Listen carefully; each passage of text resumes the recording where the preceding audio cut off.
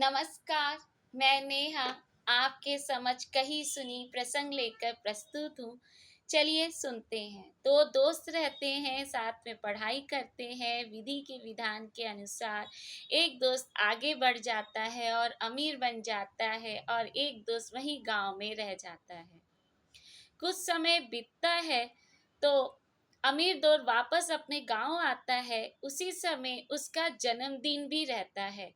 तो उसने सारे दोस्तों को शहर से गांव से सबको बुलाया था और अपने गरीब दोस्त को भी उसने इनवाइट किया था। जब उसका फोन गया तो वो बहुत खुश हुआ कि मेरा अमीर दोस्त इतना अमीर है, इतना बड़ा आदमी बन गया है, फिर भी वो मुझे याद रखा है और अपने जन्मदिन पर बुलाया है। जैसे तैसे करके उसने एक छोटा सा उपहार पैक किया और उसके घर की तरफ चल पड़ा। वहां जाता है, केक कटिंग होती है। तब उस अमीर दोस्त की नज़र उसके उंगलियों पे जाती है जिसमें उसने डायमंड का रिंग पहना हुआ था। वो उसके फिंगर पे नहीं था। तो सारे दोस्त भी परेशान हो जाते हैं कि उसकी अंगूठी कहाँ गई। तो वो बोलता है मिल जाएगी, नहीं मिलेगी तो मैं दूसरा खरीद लूंगा।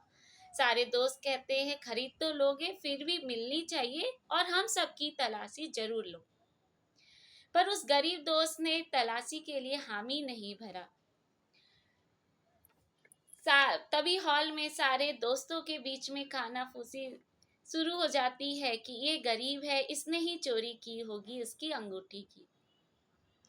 ऐसा माहौल देखकर वो गरीब दोस्त दुखी भाव से अपने उपहार को लिए वापस अपने घर आ जाता है। पार्टी खत्म होता है, अमीर दोस्त अपने रूम में जाता है, वहीं उसे गिरा हुआ उसका डायमंड रिंग मिल जाता है। तभी वो सोचता है काश ये डायमंड रिंग उसी हॉल में मिल गया होता तो मेरे दोस्त की इंसल्ट नहीं होती। नेक्स्ट डे वो उसके घर जाता है और उसकी स्थिति देखकर वो बहुत दुखी होता है। बात ही बात में वो पूछता है तुम इतने ऑनेस्ट थे, इतने ईमानदार थे कि तुमने तलाशी के लिए हामी क्यों नहीं भरी।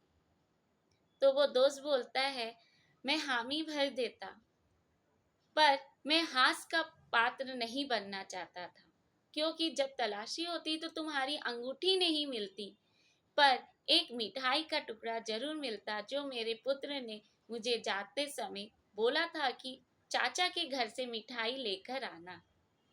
मैं उस सभा में अपने बेटे और अपना हास का पात्र नहीं बनाना चाहता था। तो इस प्रसंग से ये भाव प्रकट होता है कि एक पिता अपने बच्चे के लिए क्या क्या कर सकता है, उसकी यथा प्रेम को झलकाया गया है। और इस समय एक दोस्ती की मिसाल भी बताई गई है। धन्यवाद।